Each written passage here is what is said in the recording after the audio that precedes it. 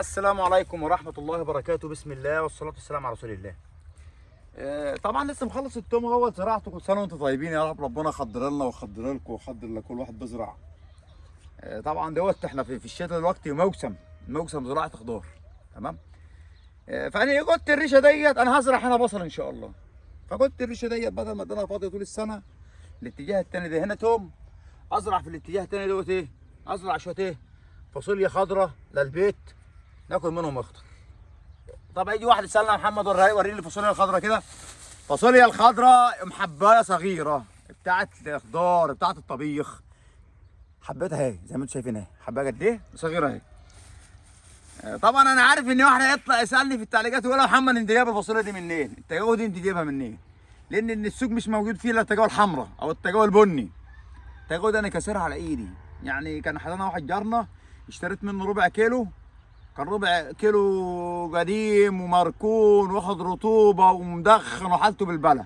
زرعت الربع كيلو السنه اللي فاتت، كل اللي طلعهم معايا تقريبا 10 شجرات. كلت 5 شجرات وسبت 5 شجرات، فرفطتهم نشفتهم وفرفطتهم بالمنظر دوت وكسرت منهم التجاوز. فهزرع ريشه اهي. المضرب ده يا جماعه للمره الثانيه مهم جدا جدا في زراعه الفاصوليا. بدل ما تزرع بايديك وتبهدل الدنيا، المضرب ده بتغرس كده، جرب كده يا باشا،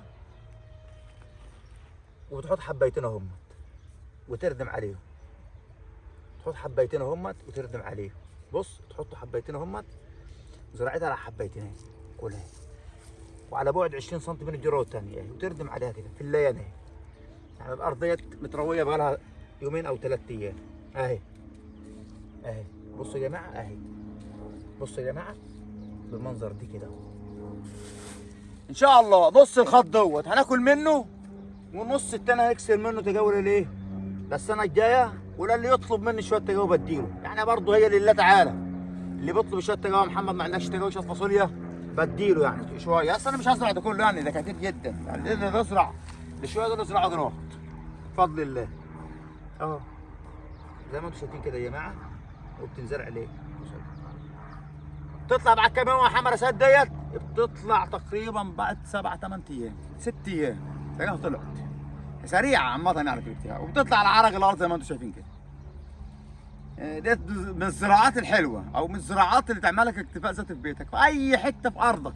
ازرع لك خط واحد بس هيروج عليك طول السنه. يلا السلام عليكم.